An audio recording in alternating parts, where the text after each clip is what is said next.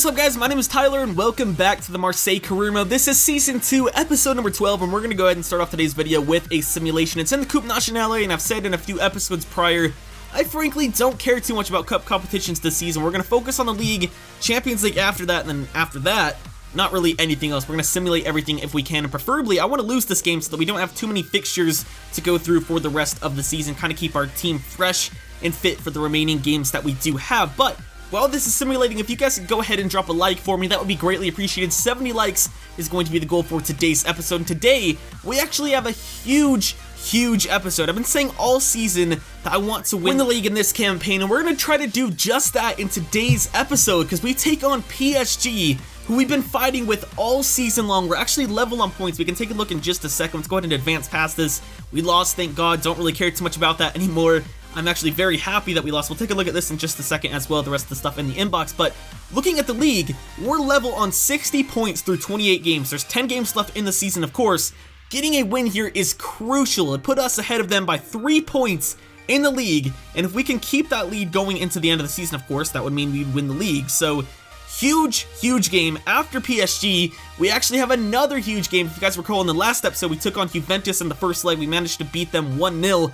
Now we're taking them on for the reverse home leg, and we already have that away goal, so it's pretty much, I wouldn't say guaranteed we're going through, because if they could easily score and then it's level and we could go into extra time and penalties and whatnot, but we're gonna have to use our second team for this game, because frankly, I care much more about the league this season than I do about Champions League, and we just played our second team in that last game because our first team wasn't fit, so that means our first team's fit for this game, our second team isn't, and then vice versa. It will be our second team fit for this game and our first team not, so it's gonna be a little bit difficult to get a result against Juventus, but that means we are putting everything on the line for the PSG game, which I definitely want to do. The league is more important for me this season. But apart from that, we're going to be simulating this game against Lorient, and then we're also going to be playing this game against Swindon, and that is going to be the episode in whole. So, as I said, we're going to take a look at the inbox as well. Youth Squad Monthly Report. Frankly, don't really care about these guys too much. If they want to come out, I will sign them to come out, but right now, don't really care too much about them. Training injury. Abu Diaby's out for 2 months. That's actually pretty good because he's been complaining about his game time, and I don't really want to play him, so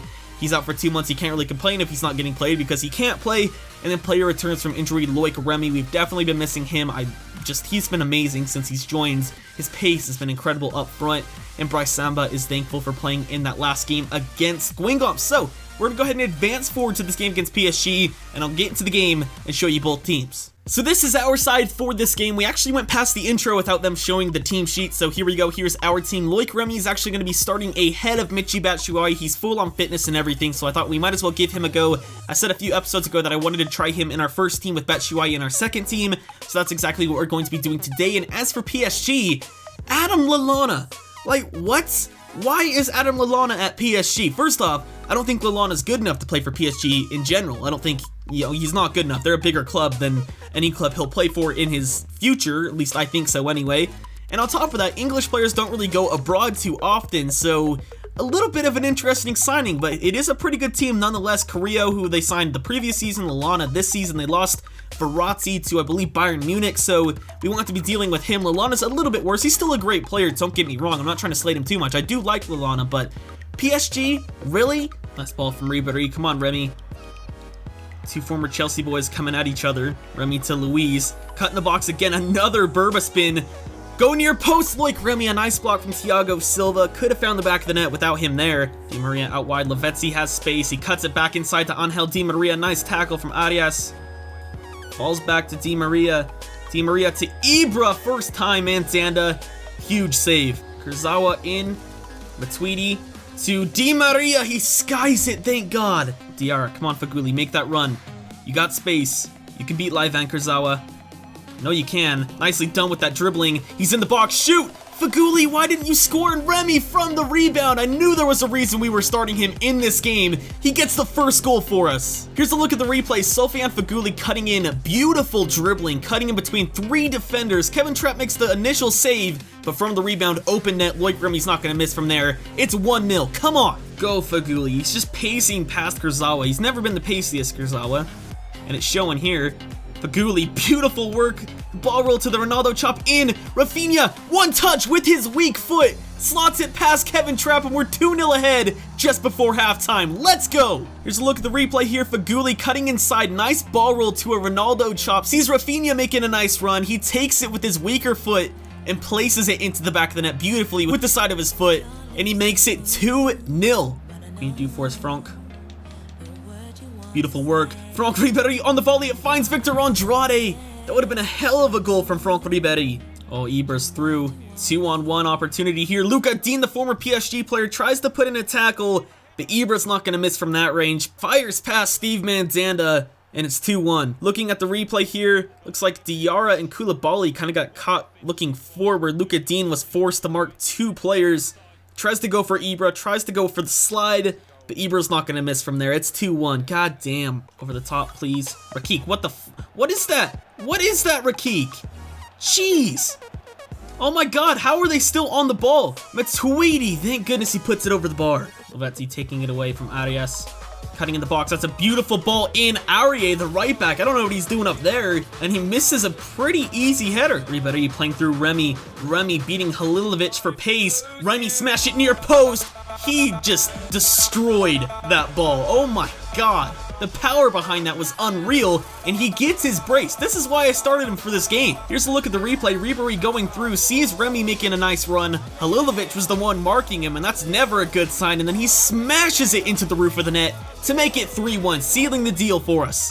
Remy taking it away from Halilovic. He's just been a liability for them in the last like 20 minutes of this game. He finds Franck Ribéry. Ribéry goes past Matuidi, shoots. Trapp makes a nice save. From that resulting corner, Faguli on the ball.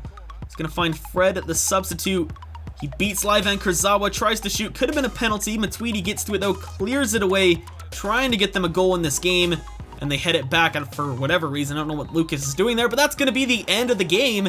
3-1 the final score in a very, very big game. Arguably the biggest game of the season, and in fact, I do think it's the game of the season thus far. And getting 3 points out of that one is massive. Looking at the match facts though, you can see it was a pretty even game. We had double the amount of shots on target than them, but apart from that, they pretty much beat us in every single asset of the game apart from corners and shot accuracy. So very even game, could have gone either way, and thank God it went in our way. Let's take a look at the player ratings as well. Loic Remy, of course, getting a brace in that very important game, coming away with an 8.9 match rating. Other than that, no one really doing much. Faguli with a 7.9, he had a pretty good game as well, getting an assist. Ribéry got an assist as well. Loic Remy getting 2 goals, and Rafinha getting a goal.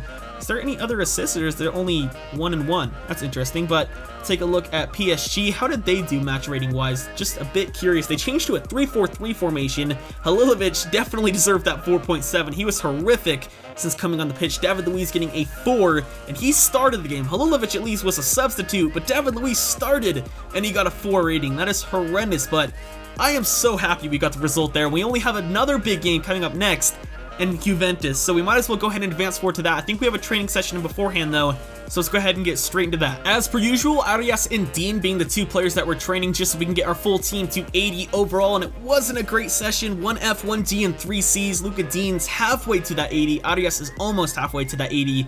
I think they might get there come the end of the season, but I'm not too sure.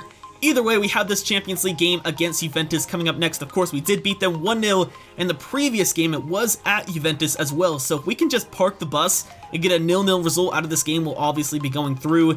And I think that's what we might try to do today because we have to use our second team. We're actually going to be changing things up a bit. Diaby, of course, isn't going to be playing. We're going to move Fred down. We're going to move Cabela down, and then we're going to bring in Batshuayi. So that's our team for this game, and this is theirs. It's pretty much their same team, I believe, that they used in the previous game against us. Asamoah Lichtsteiner on the wings, Marquisio Matic and Alaba in the middle, Mandzukic and Morata up front, Chiellini, Bonucci, and Socrates at the back with Buffon in goal. Red. What can he do for us? Nice dribbling. He's going to play it in the box to Batshuayi. Turns and shoots. Finesse shot. It's going to be very unlikely that Juventus comes back in this game. 2-0. Here's a look at the replay. Nice little dribbling from Fred, trying to see someone that's open. Batshuayi makes a nice little run through that gap, and then he dummies it to get the ball into space and finesses it past Buffon to make it 2-0 on aggregate. Nkudu's got pace, and Cabela's going to play it out wide to him. That's not even Nkudu, that's Fred. What is he doing out there? I don't know. He's going to play inside to Nkudu, the man we just mentioned, and he places it wide. I believe it bounced off Batshuayi. We actually have an injury. Okay, wasn't expecting anything from that. Mendy getting hurt. We don't have Luka Dean on the bench. So we're going to bring in Aloe and play him there, I guess. What's his height? He's 6 foot tall, right-footed, 3-star weak foot. Do we have any left-footers? He's right-footed. He's right-footed. That's not good. What's Capu? He's right-footed. Alright, I guess we're going to go with that. Koulibaly's also right-footed, so this is what we're going to have to do. I hope it doesn't cause us to concede some goals. Cabella is going to play through Alessandrini on that right wing. He's going to spin inside. He's got space. Lay that one off to Etienne Capu. Slots it past Gigi Buffon to make it 3-0 on aggregate. We're definitely going through to the next round, unbelievably. One thing I notice all the time about Etienne Capu is he's always pushing forward, and in this instance, it actually helped us out because he was in the right place at the right time to get us our 3rd goal in this 2-leg series. Fred is going to play Nkudu. Nkudu playing Batshuayi. He got shrugged off. I don't know how he didn't finish that first off, but he got shrugged off, and I thought he wasn't going to get to it, but he did in the ends. And then how does he put that wide?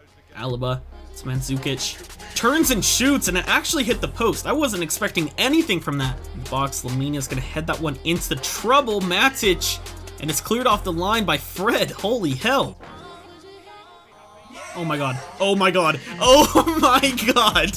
That is, we've seen like, I think 3 of those in this series where the keeper just doesn't control the ball near the back of the net. Sorry if you guys heard that.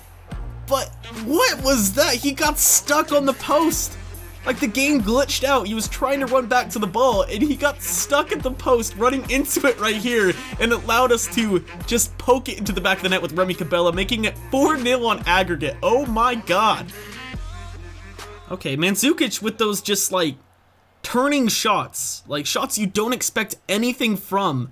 He has so much power behind him, and he actually scores from this one. You know, if they get a couple more of those, they'll be going through due to away goals, but I don't think it's going to happen. That was just a ridiculous shot, and I don't know how he found the back of the net. Bryce Samba in goal probably is the reason behind that, but still, incredible shot from Mandzukic. Just turns and shoots and makes it 3-1 in this game. Maybe one last attack for them. Chiellini to Mandzukic. What's he gonna do? Mandzukic back to Chiellini. Chiellini in the box. What a ball from the center back. And like, how did Dybala not score that? I don't know. How did Samba not get that? I don't know. But a ridiculous cross from Chiellini. That is unbelievable for a center back. But either way, we're going through to the rounds of 8 of Champions League. Who would have thought that would have happened before the season started? I asked at the beginning of the season, how far you guys think I will go in Champions League? And I can't remember what the vote went exactly. I remember you guys saying that we'll get through at least to the knockout stages, but I don't think many of you thought I would go this far. And I can't believe we beat Juventus, of all teams, by this margin. Unbelievable performance from us. Taking a look at the match facts, our second team outperformed them in this game. To be fair, they had to push forward, push for those goals in this game, which allowed us to capitalize on a few chances, but we made the most of it when we could and came away with the win. Etienne Capu getting the man of the match. He was actually tied for highest match rating with Cabella and Fred. Cabella was very good in this game. He's the highest rated player in our team, our second team anyway, so you'd expect him to do good. Capu, I don't know why he pushes forward so much, but he scored a goal from it. And then for Juventus, obviously didn't do very good. Mandzukic had a good game, but apart from him, no one did particularly well. And I'm happy with that result. Like, honestly, wasn't expecting to advance past Juventus, but we're through to the next round. Here's a look at what else happened in the Champions League round of 16. Arsenal beating PSG 2-1. We, of course, beat Juventus. Bayern beating Ajax 3-1. AC Milan somehow coming away with a 1-0 result against Barca.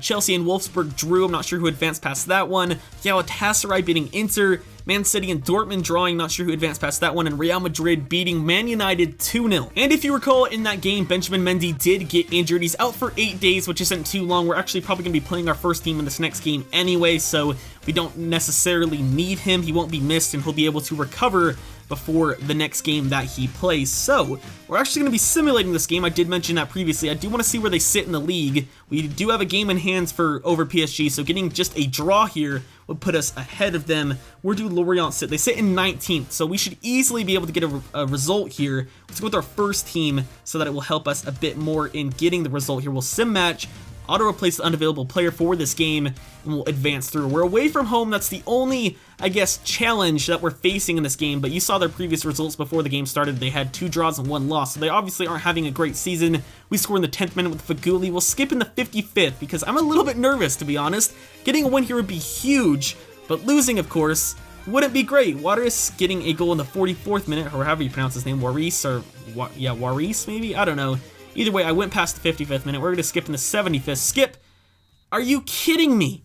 They sit 19th, that's second bottom. They're in the relegation zone, and we lose. Now we're level on points once again with PSG, and to be honest, I know a lot of you guys will be upset that I simulated that game, but one, they were in the relegation zone, and two, I think it will make things a little bit interesting going into the final games of the season, because of course, I mean, most career mode YouTubers kind of just go into their career modes, they dominate the league, they win the league, but with simulating, it kind of makes things a bit more interesting, because we still don't know who's going to win the league this season, whereas, you know, other YouTubers, I'm not firing shots by the way, other career mode YouTubers will have already won the league and have it wrapped up, so I think it makes things a lot more interesting going into the final days of the season, but we're going to go ahead and get into a training session now. Once again, Arias and Dean to go through to see who is going to get to 80 overall next.